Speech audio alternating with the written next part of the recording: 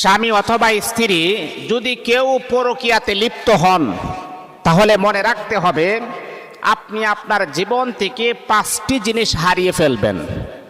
মা বোনদেরকে আমি দৃষ্টি আকর্ষণ করে বলছি, বাবাদেরকে আমি বলছি, শুনেন, বিবাহ করার পরেও অনেক সময় দেখা যায় অনেক স্বামী এমন আছে নিজের ঘরের স্ত্রী অনেক সুন্দর, অনেক রূপসী, অনেক স্মার্ট, এত সুন্দর স্মার্ট স্ত্রীকে ঘরে রাখার পরও অনেক কুলাঙ্গার মার্কা পুরুষ আছে, অন্য নারীর সাথে তার অ্যাফেয়ার চলতেছে, অন্য নারীর সাথে সে পরকীয়াতে লিপ্ত। যেই পুরুষ এত সুন্দর স্মার্ট স্ত্রী ঘরে থাকার পরও যেই পুরুষ পরকীয়া করে, আল্লাহর কসম, ওই পুরুষকে যদি জান্নাতি হুর গিলমানও দেওয়া হয় তারপর সে পরকীয়া বন্ধ করতে পারবে না, সে পরকীয়া করবে। কারণ তার স্বভাবটাই হচ্ছে এমন। চরিত্র যদি পরিবর্তন না হয় সে কখনো সম্ভব না।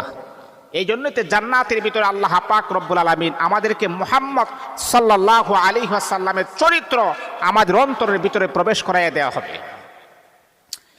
তা সম্মানিত হাজিরিন, আবার অনেক মা আছে এমন, ঘরের ভিতরে স্বামী আছে, স্বামীর ইনকামের টাকা দিয়ে সে খরচ করতেছে, খাইতেছে, সংসার চালাচ্ছে, সব কিছু করার পর ওই নারীটা দেখা যায় আরেকটা পুরুষের সাথে তার অবৈধ মিলামিশা আছে, অবৈধ সম্পর্ক আছে।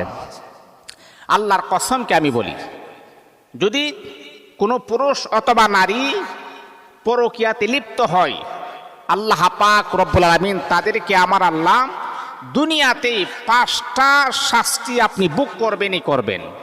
এই 5টি অশান্তি আপনি বুক করতে হবে। 1 নাম্বার, দিলের কান লাগিয়ে কথাগুলো শুনেন।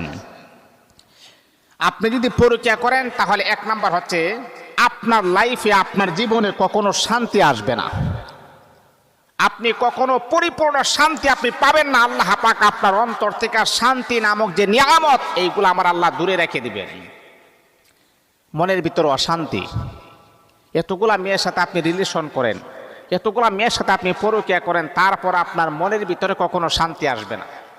আচ্ছা বলেন তো ভাই, আওয়াজ করে বলেন যে শান্তি দেওয়ার একমাত্র কেবলমাত্র মালিককে? আল্লাহ পাক রব্বুল আলামিন। এই আল্লাহ তাআলার বান্দা শুধু তারই, পৃথিবীর জমিনের ভিতরে অনেক আল্লাহ পাকের পেয়ারা বান্দা এমন আছে, টাকা পয়সা ব্যাংক ব্যালেন্সের কোনো অভাব নাই, কিন্তু শান্তির বড় অভাব, শান্তির বড় অভাব। তাহলে বোঝা গেল টাকা পয়সা ধন সম্পদ ব্যাংক ব্যালেন্স থাকলে কিন্তু একটা মানুষ পরিপূর্ণ শান্তি পাইতে পারে না। কারণ শান্তি দেওয়ার মালিক টাকা নয়, শান্তি দেওয়ার মালিক সম্পদ।